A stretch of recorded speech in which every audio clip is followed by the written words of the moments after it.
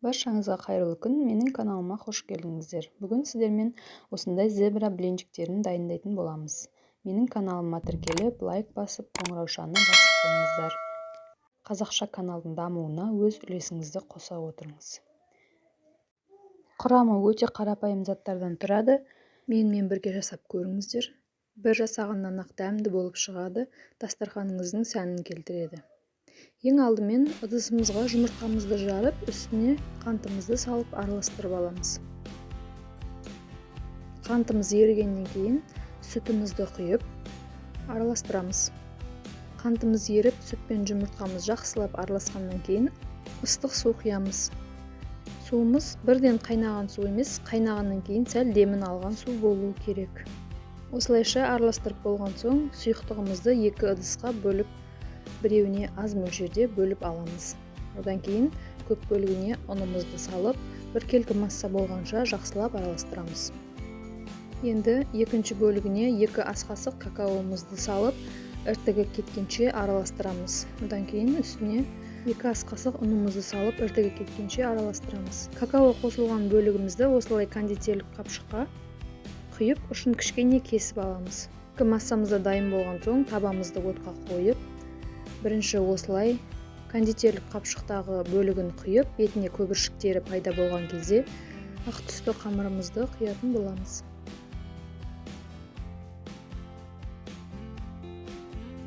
Құймағымыздың бетіне көпіршіктер пайда болған кезде екінші бетіне ауыстырып, ары қарай барлық қимақтарымызды осылай пісіріп алатын боламыз. Керекті заттардың мөлшерін описание бөліміне жазып қалдырамын, сол жақтан көріп, оқып, қайталап жасап көріңіздер. Өте дәмді, бір жасағаннан-ақ шығатын рецепт.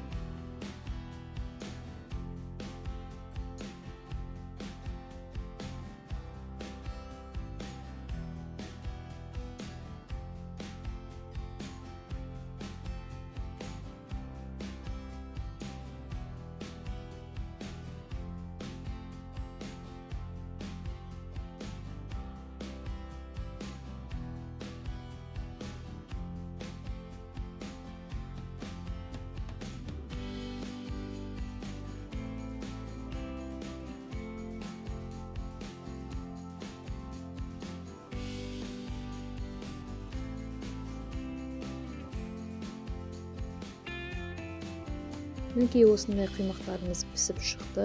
Менімен бірге міндетті түрде жасап көріңіздер. Және каналымдағы жаңа рецепттерді жоғалтып алмас үшін каналыма подписаться етіп, видеоларымды көріп шығып, лайк басып, комментария қалдырып қойыңыздар. Видеоның соңына дейін көргендеріңізге рахмет. Келесі жаңа рецепттің видеосында кездескенше.